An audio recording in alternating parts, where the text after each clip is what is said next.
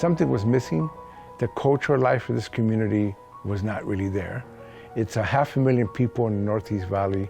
There was no bookstores, no movie houses. When I came to Los Angeles, there were over 300 theaters in this town.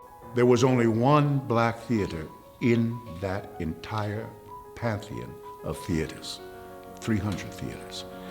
East West Players is celebrating its 55th anniversary, and it was originally founded by 9 artists who wanted to seek greater and more accurate and genuine representation and visibility for the Asian American community. Our community needs support as we are collectively processing this trauma that we've all experienced, and as people are really coming back to the incredible losses that we've had over the past year.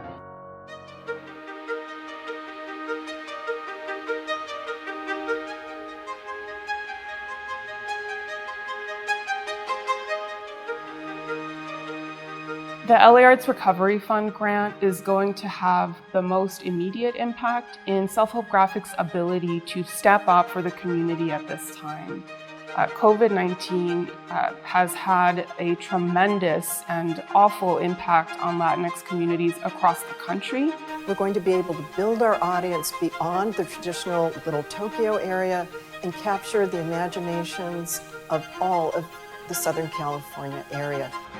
As the arts recovery movement in Los Angeles and around the country comes back to life and patrons return to their arts experience. Sometimes the assumption is that we only target a black audience, or black artists for that matter. We don't just serve the API community. This is about the black experience. And contrary to some beliefs, the black experience encompasses everything and everyone. I think that's a huge misconception, and we actually serve everybody. Without your support, we wouldn't be able to do the things that we're doing with our children. So the next time, you think about, well, maybe, what are they doing with that money? What they're doing is impacting their lives.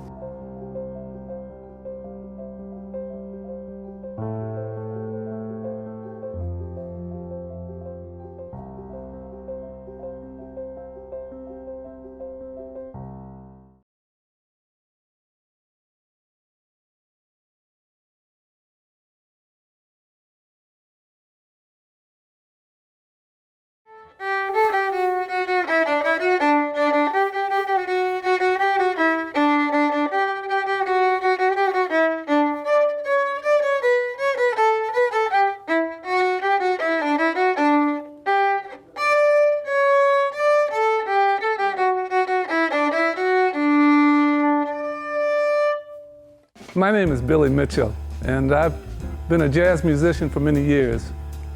A few years ago, I was asked to adjudicate a lot of the music and arts competitions, and I did that for a few years. And I noticed that many of our black and brown students were not really functioning at the level that I knew that they were capable of functioning at. A lot of the schools did not have music and art at all.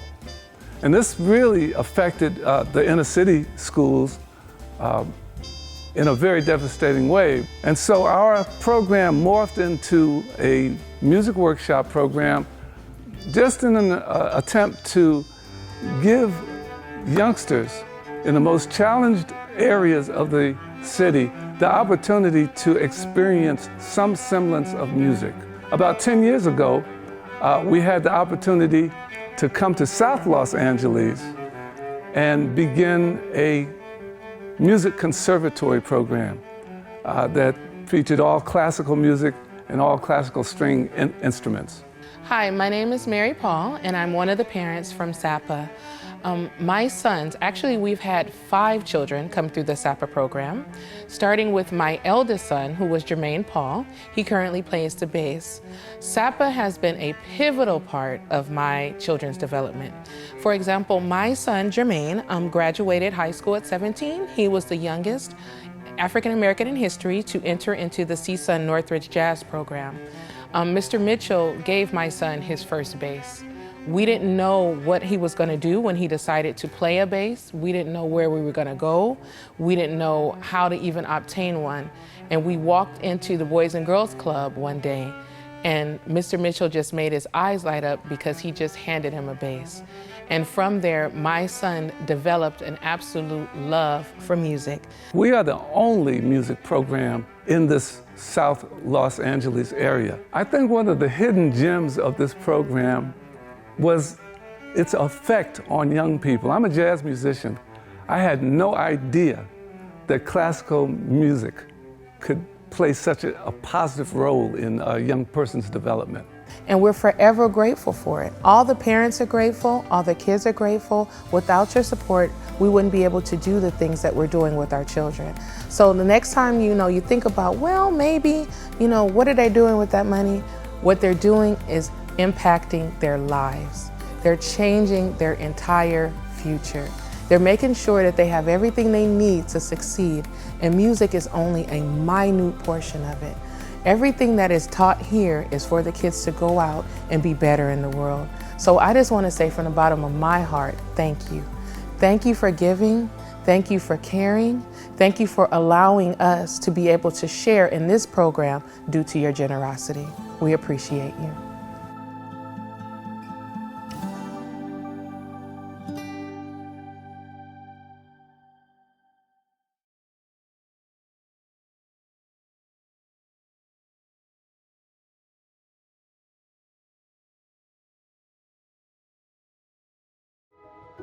Hi, I'm Debbie Allen, the Artistic Director and founder of the Debbie Allen Dance Academy, now 20 years in the making.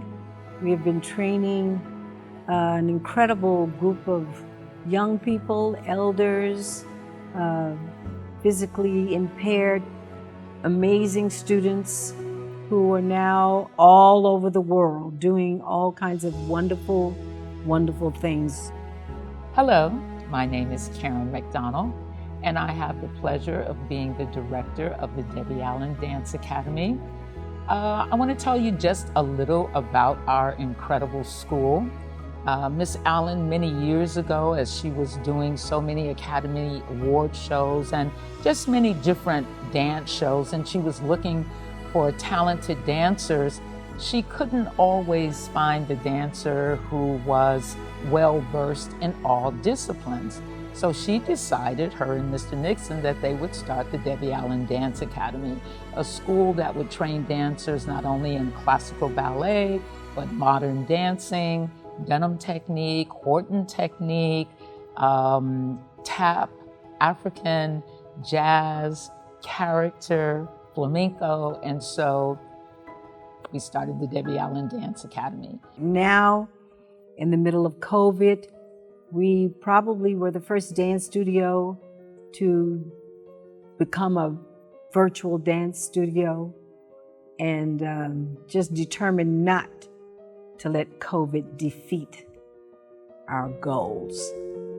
This grant will make a tremendous impact on our ability to expand and increase the number of students that we are able to offer inspiration to, I would say, inspiration. We're going to be able to service every age group. We'll have programs for the little bitty ones all the way through to the seniors. Also, every year we do the Hot Chocolate Nutcracker, and so we'll be able to invite even more people to be a part of that and to really carry that on as our legacy. We can't wait to get our kids back, all of them, in this room. It makes me cry. It makes me cry. I want to say how grateful we all are here at the Debbie Allen Dance Academy to be a recipient of the LA Art Recovery Fund, who understand the value of community support, who understand the revitalization needs of the community. And on behalf of my faculty, staff, and all of the young people and the elders, the cancer patients, all the students in the hospital, and all the people around the world. You're making it possible. You're making it possible, and you are giving light. So thank you.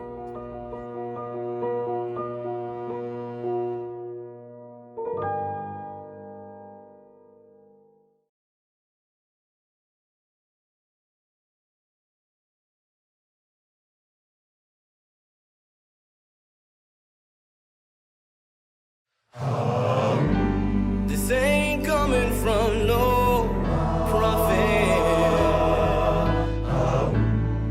just an ordinary man.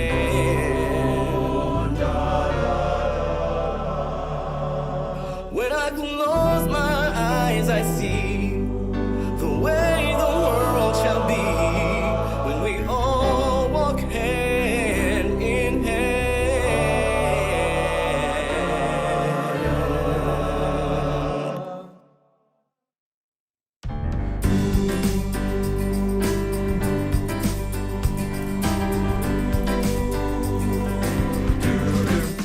When the last child cries for a crust of bread, when the last man dies for just words that he said, when there's shelter over the poorest head, then we shall be free.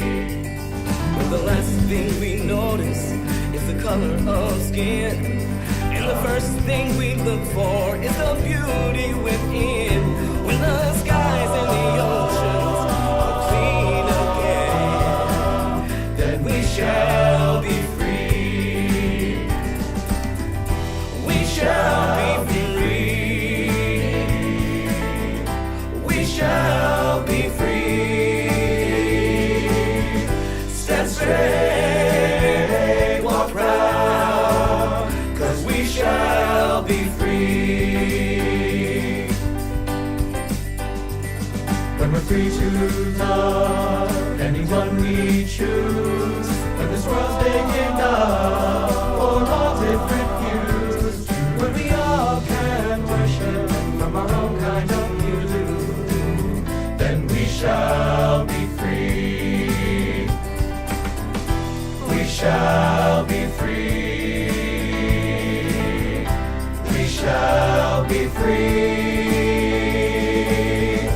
Have a little faith, hold on, 'cause we shall be free.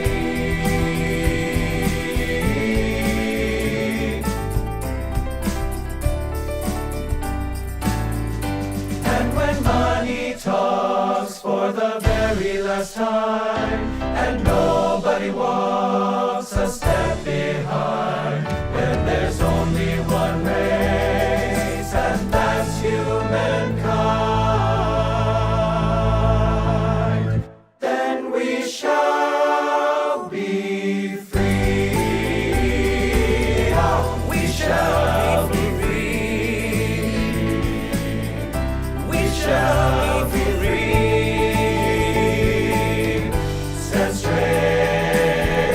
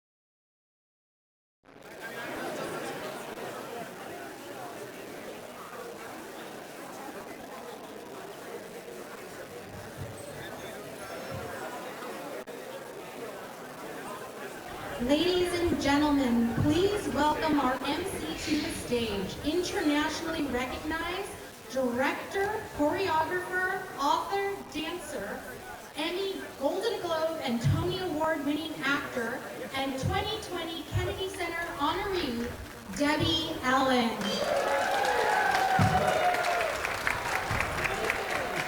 Thank you. I'm gonna brave the cold just for a moment, just because I wore this dress for y'all, child. Welcome to our evening of art and culture. Would you all please join me in thanking, well, we haven't had the Harmony Project. Did they perform? I didn't see them because I was back there stuffed in the back, but let's thank them for their wonderful performance again. As a recipient of the LA Arts Recovery Fund for that beautiful performance. Harmony Project provides music instruction and social support to children year-round, so we want to give them a big thank you. I would also like to take a minute to welcome our virtual participants who are enjoying tonight's celebration of the LA Arts Recovery Fund from the comfort of their home. Please be sure to join us by chiming into the chat. I'm excited to be here, not just because of my love for the arts, but because I am also a recipient of the LA Arts Recovery Fund. Yes, the Debbie Allen Dance Academy was one of 90 grantees that were selected in the Los Angeles County to receive post-pandemic recovery and rebuilding support through the fund. And tonight you're going to learn about those recipients, as well as see several other wonderful performances by a few of these inspiring grantees.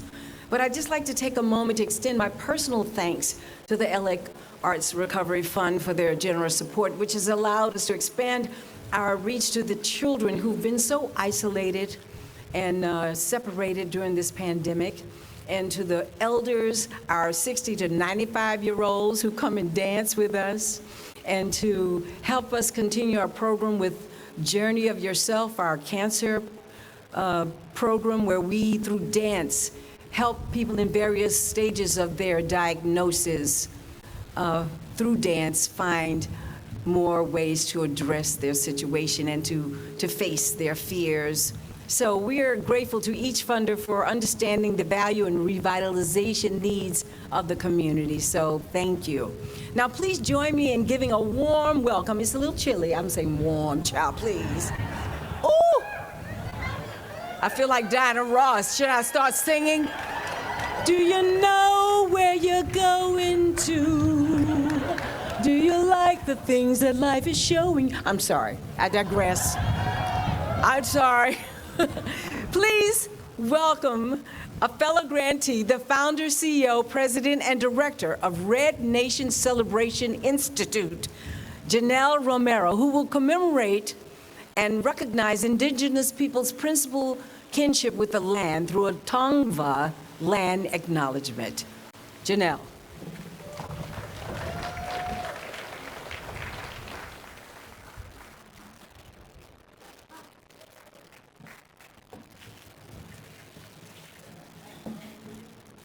Aheo, welcome. Well, this is very auspicious with grandmother wind blowing and giving us a blessing. In our relations, we always consider her energy, the wind, for meaning change. And where we're at in this world today, there's so much change happening, and most of it I'd like to see as good and inclusive. So with that said, I will introduce myself. Dona Shio Yata Wiyankapoin, people who see this woman, Jonelle Romero Conce. I introduce myself in my Apache language. Today is Indigenous Peoples Day, and I will be honoring my ancestors. My family's connection to the city of Los Angeles is historic. Representation matters. Who tells the story matters. My uncle, Congressman Edward R. Roybal, was the first native indigenous Latino to create a seat for us in the city of Los Angeles. Congressman Edward R. Roybal was the first indigenous Latino member in the 21st century. When I was 6 years old, my mom used to take me downtown LA, and I'd stand at the end of the stage in awe and listen to him share about the changes that he was going to bring to the city of Los Angeles, and he accomplished those changes. Our family legacy continues to this day. I feel that the work I do today with Red Nation Celebration Institute comes directly from following in his footsteps. Congressman Edward R. Roybal left the ladder down. He was also an instrumental figure in supporting Cesar Chavez and Dolores Huerta.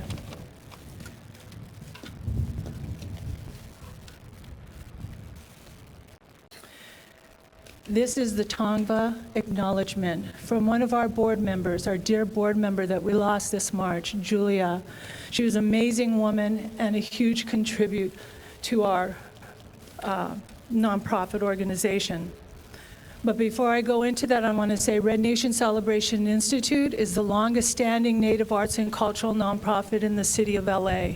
We've been doing this for a hot minute. And we have created many, many year-round events. And because of the contributions that all of our funders here today that have supported our initiative, I want to thank you. Our board of directors thanks you as well.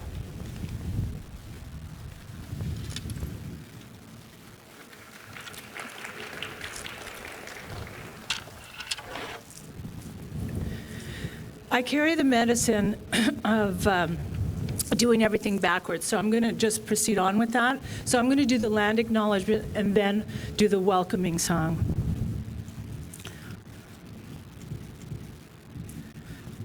The indigenous people, the traditional caretakers of this landscape, are the direct descendants of the first people who formed our lands, our worlds during creation time. We have always been here.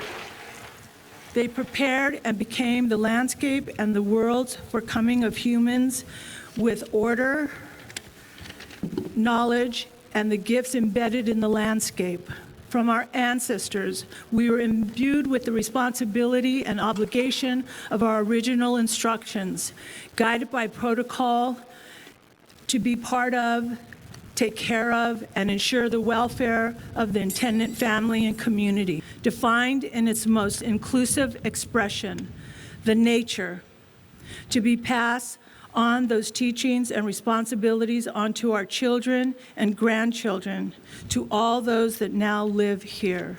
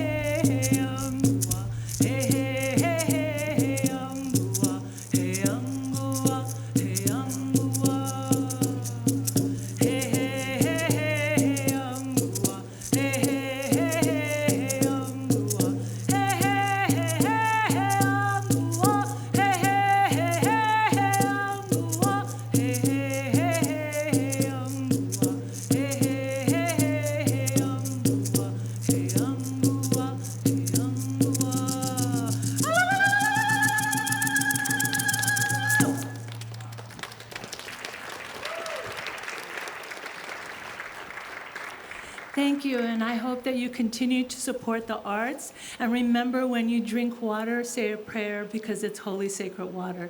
Aheo.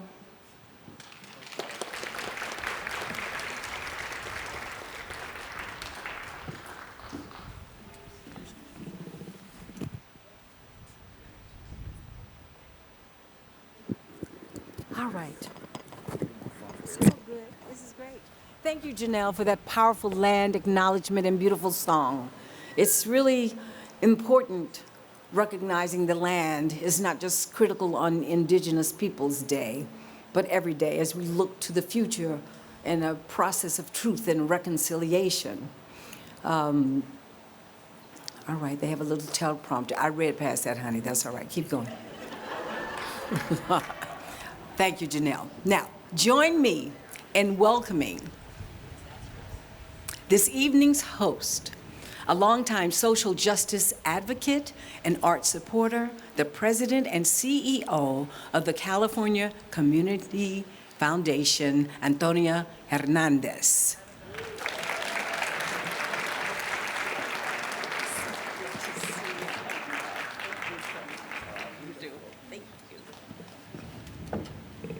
Thank you, Janelle, and thank you, Debbie, for being such a wonderful MC. As I was introduced, my name is Antonia Hernandez, and I first want to thank Joan Weinstein and the Getty for allowing us to have this fantastic event here at the Getty Museum.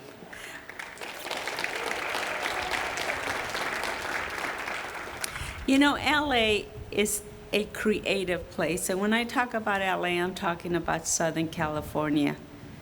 But we have not been very good stewards of that creativity. And the coming together, the collaboration of coming together by many of my partner philanthropists to put together this fund is a new beginning. It is a beginning for us Angelenos to recognize that we not only need to feed our belly, but we need to feed our soul.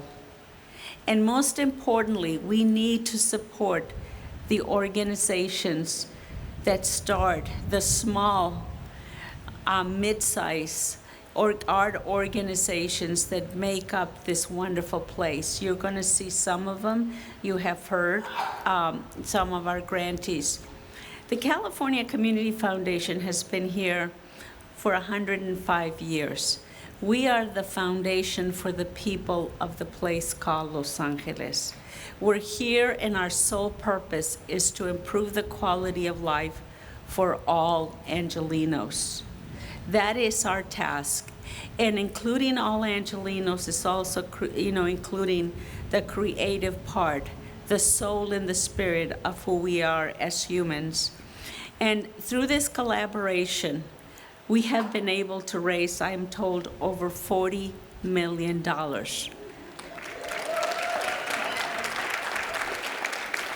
We have already given $36 million to 70 nonprofit art institutions, literary, art, visual, music, you name it, the entire artistic ecosystem here in LA.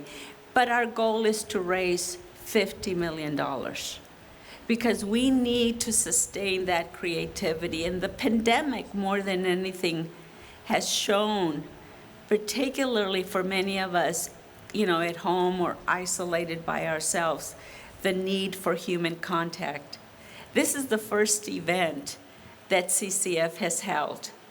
And, it's funny, many of us are, hugging and touching just to have that human connection. That is the soul and part of what makes us human. So, in many ways, I want to make sure that we understand how important this ecosystem is of the arts. And you're going to hear a little bit more about it later on. But what I want to tell you is that as you think about it, and you all are here because you care about the arts, LA needs to embrace and support our artistic institutions. and not just the big ones. We need to sustain the funnel that creates the big ones. We need to sustain the small ones, the mid-sized ones, the ones in your neighborhoods. Those are the ones that need the assistance, and this is just the beginning. I hope that today, as we talk about supporting the arts, that you come forth and sustain this level of support. That, you know, whether it's the variety of arts of philanthropists, whether it be Parsons, Amundsen, the individuals that supported this fund, that you continue to support the arts because it's so important. And I want to thank you for being here today, and hopefully I would see you in many other events, and that we continue to support the creativity of Los Angeles. Thank you very much.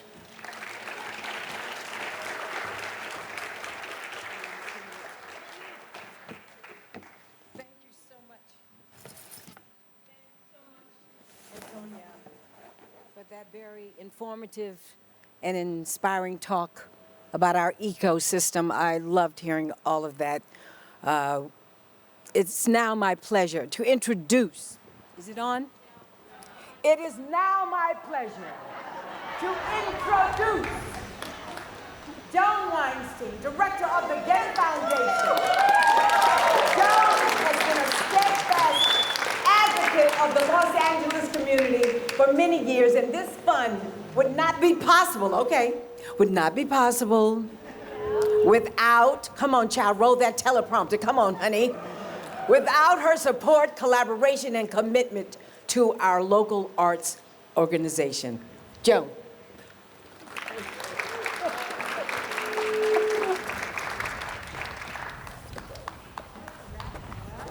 Hold on.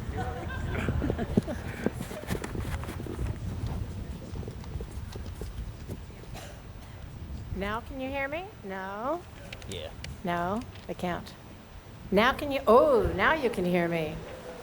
Thank you so much, Debbie. I wish I had a wonderful rap like yours. And I've had to pull my hair back because I can't see a thing with the wind blowing. I want to thank Antonia for her wonderful words. And I'd like to thank CCF for being such wonderful partners to the Getty for over 30 years in supporting the arts. We've worked with them for the longest time, and it's really a partnership that we're proud of. It's my absolute joy and delight to be able to welcome you to the Getty Center this evening. Being here together in person is such a wonderful thing. It means so much to us, and we thank you for coming out. I bring you greetings on behalf of Jim Cuno, who is the president and CEO of the Getty, and unfortunately he's in London tonight, and wish that he could be here with us. I think that most of you know that the Getty is an organization that works internationally, whether it's training conservators in North Africa and the Middle East to care for their ancient heritage, or bringing dozens and dozens of scholars, international scholars who are in residence at our research institute each year to create new knowledge. We work internationally on a very large scale. So our reach is broad, but I have to say we have a really deep and special commitment to our home city of Los Angeles, which means so much to us. Whether it's bringing more than 150,000 Title I school children to our 2 museums every year and providing transportation for them to get here, or our region-wide collaboration that you may know called Pacific Standard Time. Los Angeles means a lot to us. And therefore, the LA Arts Recovery Fund was critical to us. And it was critical for our commitment to and our investment in the arts in Los Angeles.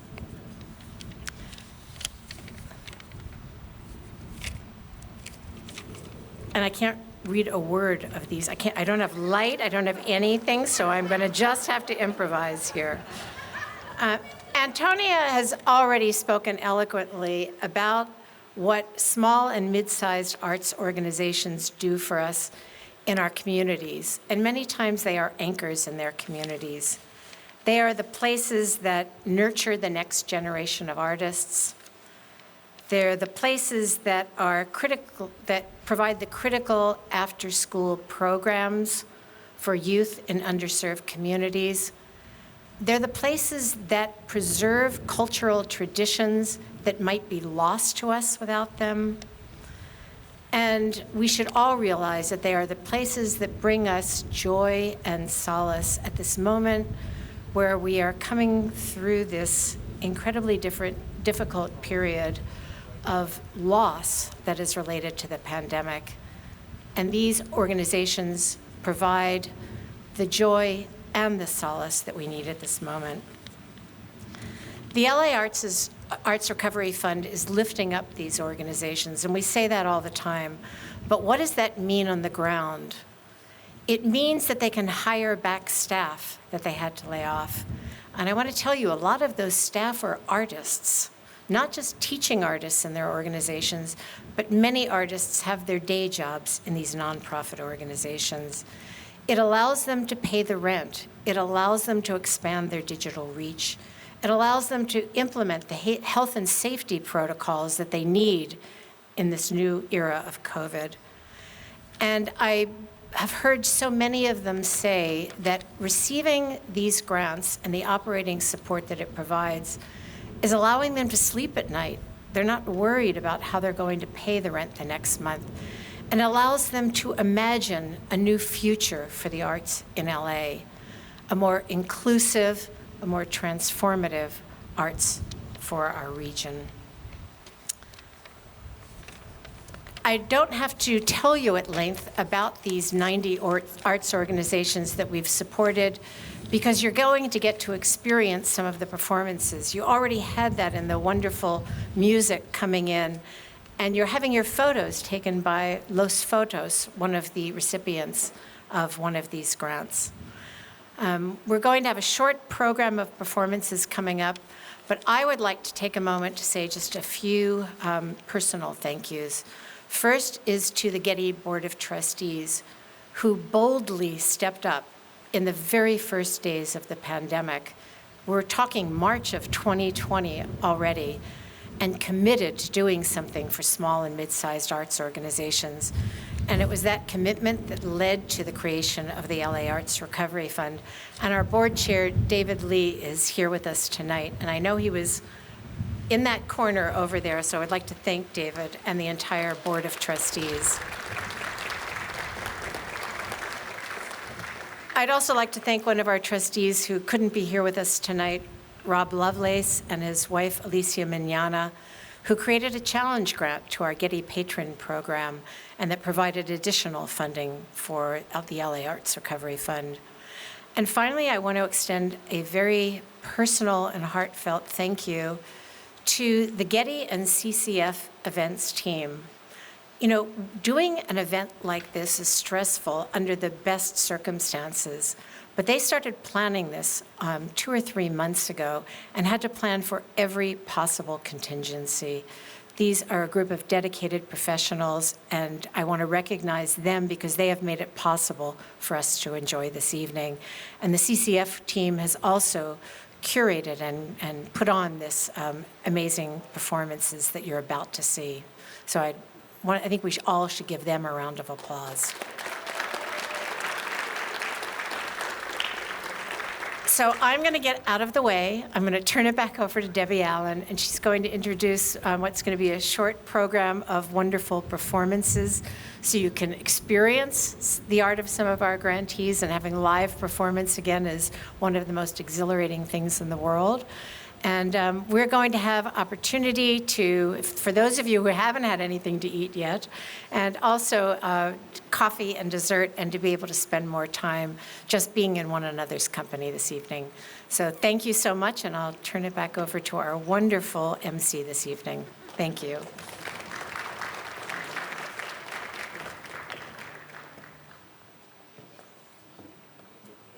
Thank you, Ms. Jones.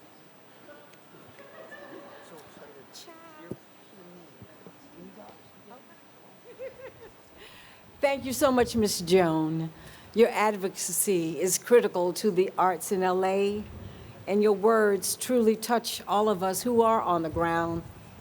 that this fund has really helped us be able to visualize a future. That's so true. Now, we are all in for a very special treat. Join me in welcoming another recipient of the fund, Executive Director, and one of the original founders of Taiko Project, Brian Yamami, who will share more about Taiko Project's innovative modern style of Japanese drumming before performing. Brian. Thank you, everyone. It's great to see all of you here tonight. Taiko Project is a Japanese drumming ensemble based in downtown LA's Little Tokyo, and we're immensely honored to be one of the grantees of the LA Arts Recovery Fund. To be honest, when we got the notification, I had to pick up my jaw from the ground. But after the initial shock wore off, we realized that it would allow us to look at this time in the pandemic not as how many months can we last with our savings, but instead we could look at it as how can we build back and invest into our programs and bring back and serve our community bigger and better than ever. So for that, we're extremely grateful, and we're honored to share with you a song tonight. Thank you.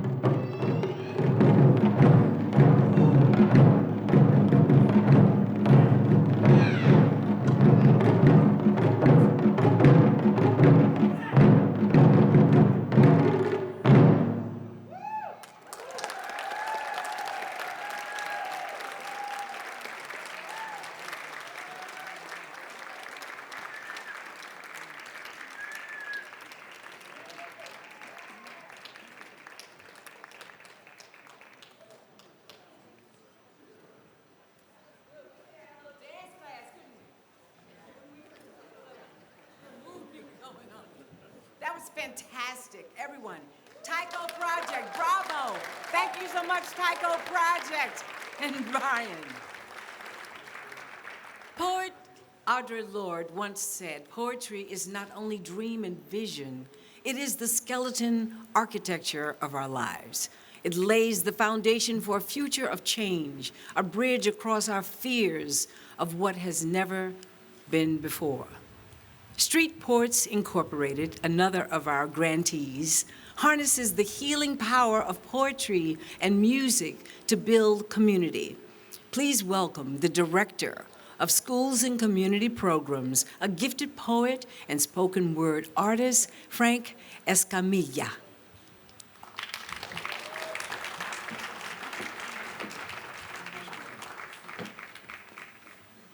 Thank you.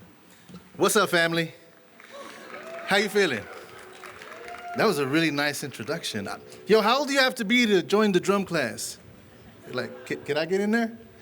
I just wanted to express immense gratitude for this LA Arts Recovery Fund, because at Street Poets, it helps us continue to make a difference in our communities, continue to support the young people that are going to change this world, right? And to invest in them. So much gratitude for that. We use poetry as a healing practice and a transformational tool for change. And so the opportunity to inspire that in a young person and to envision what kind of future is going to exist when they step into that, it feels like we're investing in the world. So thank you so much. Speaking of young people, you ain't gonna hear no poetry from me tonight, and I'm gonna read a bio off my phone. So Ayana Chanel was an 18-year-old, this is a problem with using phones. The 18-year-old Black poet born and raised in Los Angeles, California. She has been writing for 6 years, starting her journey at Hamilton High School, where she wrote and performed on the school poetry team Hamlet. Chanel has had many individual pieces published nationally through different online magazines such as Rooted Minds, Black Minds Publishing, and Death Rattle. Chanel's work was published in Behind the Visions, The Story Behind the Poems, Sims Library of Poetries, Poems in Praise of Libraries, and Street Poets, The Burning River Anthology. She was Poetry Out Loud's 2020 country representative for Los Angeles and won second place in the state competition. Chanel is working towards releasing her collection of poems titled Little Black Poetry Book. Y'all, get ready.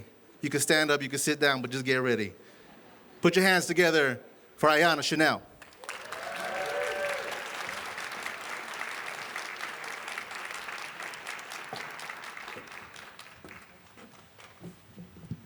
Hello, everyone. My name is Ayana Chanel. I am very grateful and excited to be here with you all. This is my first poem titled Why I Continue the Journey. I am refusing to ever descend after my mother, my grandmother, my great-grandmother, and those even before them have all endured broken wings to ensure that I would one day catch wind. See, I rise because Maya said so, explaining to me that my existence is not cursed. No, it is never burdened. See, I am heavenly.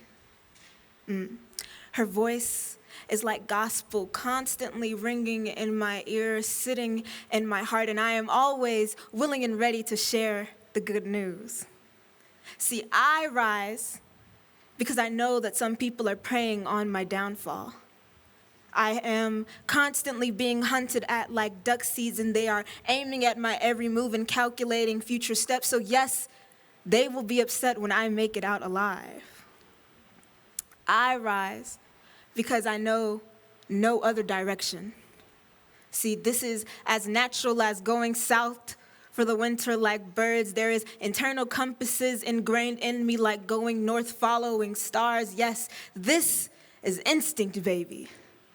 There is nowhere to go but up. Thank you. And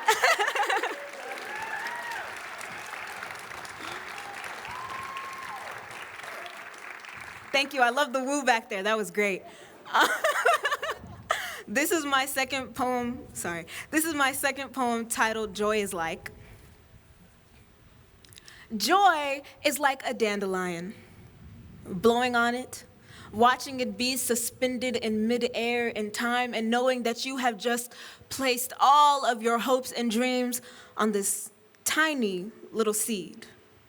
Now, watching that dandelion is like being prepared to go home for mama's home-cooked meals again. It is catching eyes with someone across the room and busting out into laughter over an inside joke. Yeah, it's funny.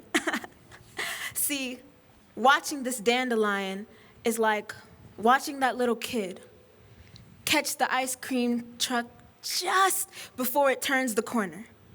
It is like sitting on the beach and being at peace, or walking along the boardwalk amidst all the chaos and still somehow being at peace. It is standing in the eye of a hurricane and knowing that this will not be the thing that blows you away. Yes, it is loud laughing family members, and it is giggling babies, and it is rewatching movies that are your favorite over and over again. It is that one song that you have played 1,000,000 times and will play it 1,000,001 times, even if your kids are saying, "Mom, please, we've heard it already."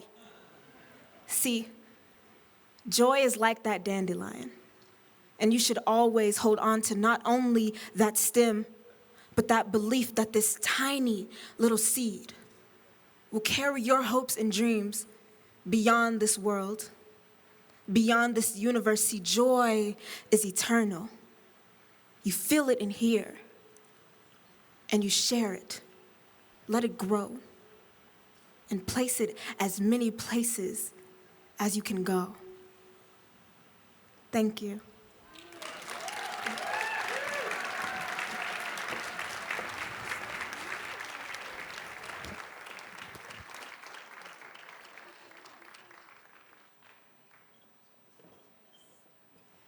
Thank you so much, Frank, for introducing us all to Ayanna Chanel.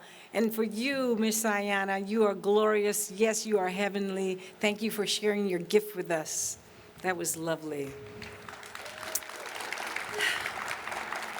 Now let's get ready to move with our next grantee, VersaStyle Dance Company.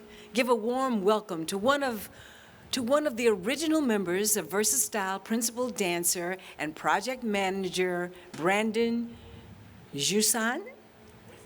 Husan? Wazon. All right, honey, I'm gonna get it right. Brandon Wazon, y'all. Come on, Brandon.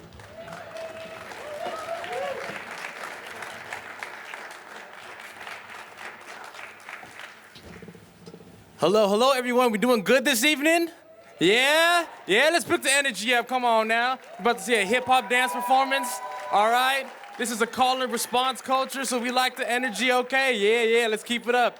So, once again, my name is Brandon, and I'm here representing VersaStyle Dance Company. We are a 501c3 nonprofit organization and a hip-hop dance theater performance group based out here in Los Angeles. And because we're a little bit limited on time, I want to get straight to the performance you're going to see tonight. So one of our biggest programs is our youth programming, and our junior company is called VersaStyle Next Generation. This is a pre-professional artist training program where we actually have students from all across Los Angeles come and train with us, and we actually help provide them with resources and even career opportunities within dance and related fields. So that's a big part of our work at VersaStyle, is to make sure we go back to our communities and provide opportunities and really uplift, inspire, and educate using hip-hop dance and hip-hop culture, all right? So you're about to see a really high-energy performance from a couple of our VersaStyle Next Generation members. And again, because hip-hop is a call and response culture, at any time during the show you see something you like, make sure you scream, make sure you clap, make sure you cheer. You can get up and dance with us. Don't need to stay in your seats for this one, people, all right? So without further ado, please make some noise for VersaStyle Next Generation.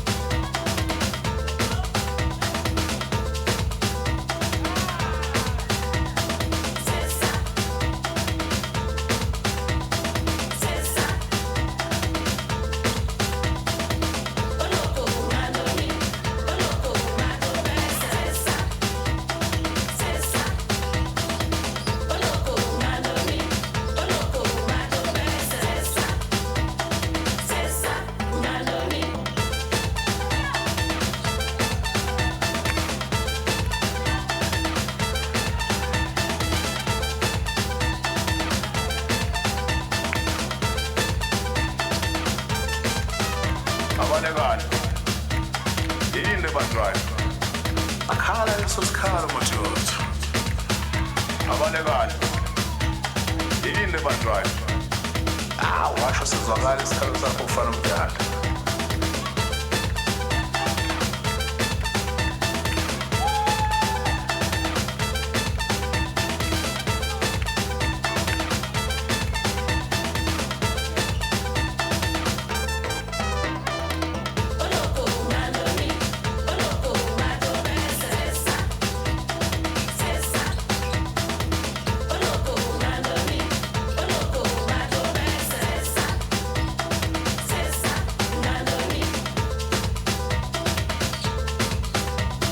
Akhala leso sikhalo madoda.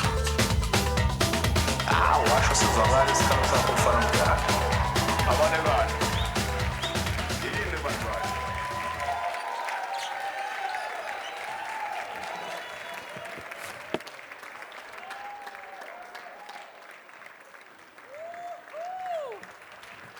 That was fantastic. That warmed us up, didn't it? Versatile and Brandon, thank you so much. Amazing. I'm gonna steal some of those steps, Charlie, I'm telling you right now. I'm gonna get that phone out. Okay. Now, please welcome the president and CEO of the Parsons Foundation, Wendy Guerin, who is going to share more about the LA Arts Recovery Fund. Wendy. Good to see you. Thank you so much for what you've done for us. Well, I have to say, wow, wasn't that a fantastic performance? Let's give them another round. I am so delighted to be here tonight and in 3D and not in a little box. I have missed live entertainment so much, and I've missed all of you. I want to add my thanks to all of you for being here tonight. And I want to take a moment to thank CCF and the Getty for hosting us and bringing us together. They've been terrific partners. I'd also like to express heartfelt thanks to three-time Emmy-winning MC and LA Arts Recovery Fund grantee, Debbie Allen. What a treat to have Debbie here to us tonight to celebrate her accomplishments. Debbie, you're a creative force for good in the arts, not only sharing your own talents, but lifting up the talents of all of those around you, especially through the Debbie Allen Dance Academy. Let's hear it for Debbie.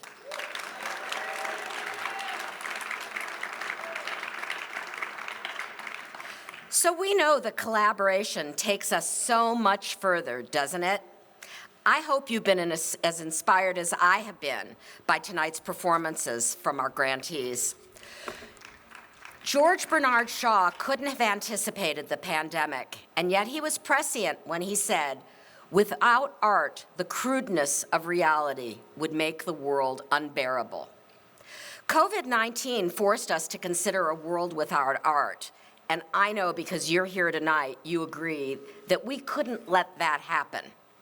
I am so fortunate to my board of directors at Parsons, who insisted that the arts matter and wanted to step up to join the Getty in supporting the Arts Fund. The arts have always been central to our mission. The arts make LA the vital and captivating place that we all love. And we know that the arts are essential to our economic strength and not just to art for art's sake. Creativity is one of our region's greatest assets. You may not know that according to the 2020 Otis College report on the creative economy, 1 in 7 jobs in our region is in the creative economy, generating more than $200 billion. So we know that arts and culture are essential, not only to our economic recovery and vitality, but the role that they play, especially now in terms of mental health and our well-being. It's been said that without art, there's no empathy, and without empathy, there's no justice. We must not forget that we are in the midst of the pandemic, and this moment is in some ways the hardest one that we face. As firm as the ground feels beneath us tonight, we know it can turn to sand again. We know that stability is not just right around the corner. We know that it's essential to protect and stabilize the part of civil society that binds us together in our humanity, the arts and culture sector. So we need to dig deep because we're not done. We must collaborate and dig deep together. And I'm so grateful to all of our partners who have stepped up, small and large, joining us in this powerful effort. And I'm frankly very honored to be representing all of the donors tonight. We are eager to provide coaching, mentoring, and capacity building to our grantees, in addition to a third year of support. We really want this moment to be one not of just survival, but of thriving. To do that, we still have work to do. And so while this is a wonderful celebration, we want to note we're only 80% of the way to our goal. And I believe we can do this. That's where we'll be focusing our efforts in the coming months. We've made it really easy for you to find out more. There's a brochure about the Recovery Fund in your party favor bag. And I just want to conclude with, it's a joy to be with everyone tonight, to feel the vitality of live performance. Thank you for joining us and for our shared commitment to the arts. Have a wonderful evening.